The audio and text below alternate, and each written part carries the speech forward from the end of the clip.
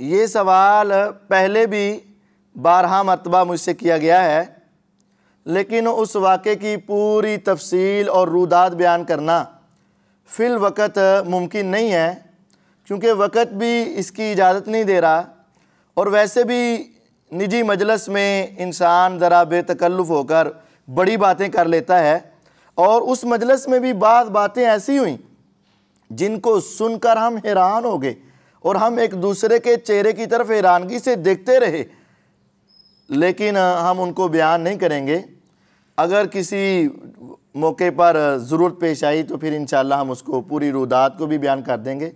بہرحال ہم علماء کی ایک جماعت کے ساتھ، جس میں مناظر اسلام حضرت عمر صدیق صاحب کے استاد محترم بھی موجود تھے، ان کے استادوں کے برادر لا بھی موجود تھے، میرے استاد محترم بھی موجود تھے، میرے بھائی بھی موجود تھے، افراد کافی سارے ہم ان کے پاس گئے تھے، اور وہ معاملہ فہمی اور افہام و تفہیم کے لیے گئے تھے۔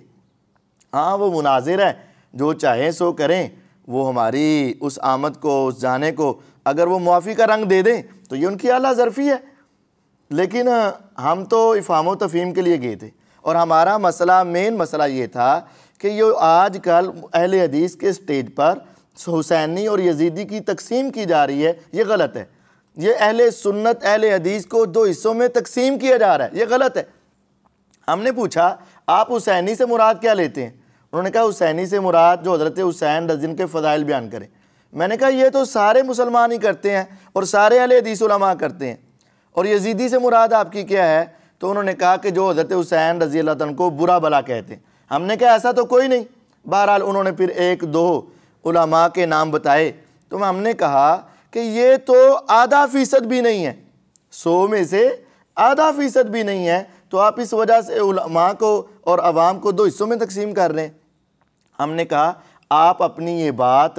عوام الناس میں بھی پیش کیا کریں۔ انہوں نے کہا میں نے کئی مرتبہ اپنے حسینی اور یزیدی کی وضاحت اپنے پروگراموں میں کی ہے، اور آئندہ بھی کریں گے، لیکن یہاں ایک بات یاد رہے کہ جو حضرت حسین رضی اللہ تعالیٰ عنہ کو برا بھلا کہتے ہیں وہ یزیدی نہیں ہیں، وہ اصل میں ناسبی ہیں، حقیقت میں وہ ناسبی ہیں، گمراہ ہیں وہ آدمی، غلط ہے وہ آدمی، کیونکہ یزید سے حضرت حسین رضی اللہ عنہ کے حوالے سے ان کی مذمت میں، ان کی برائی میں ایک لفظ بھی ثابت نہیں ہے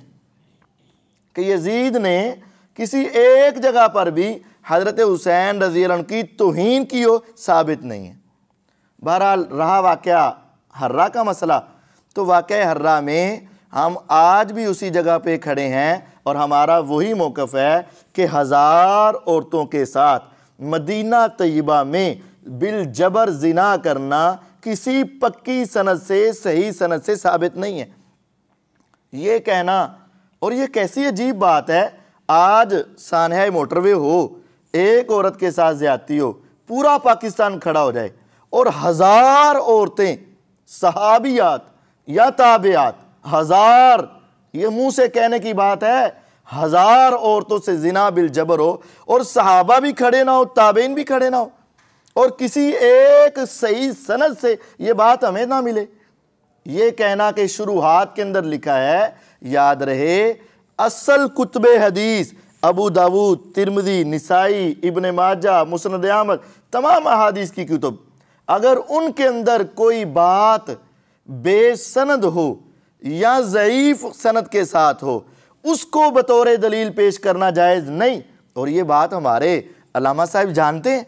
تو جب یہ بات اگر اصل کتب حدیث میں صحیح سند سے ثابت نہ ہو، ضعیف سے ہو اور من گھڑت سے ہو، تو اس کو پیش کرنا جائز نہیں۔ چہ جائے کہ شروحات کے اندر کوئی بات بے سند ہو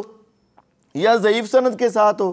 تو پھر اس کو پیش کرنا کیسے جائز ہوگا؟ کسی ایک صحیح سند سے بھی 1000 عورتوں سے زنا کرنا، مدینہ طیبہ میں حرمت کو پامال کرتے ہوئے 1000 عورتوں سے زنا کرنا کسی سند سے، صحیح سند سے ثابت نہیں ہے۔ تو جب ثابت نہیں ہے تو ہم پھر یہ الزام نہیں لگا سکتے اور یہ تہمت نہیں لگا سکتے۔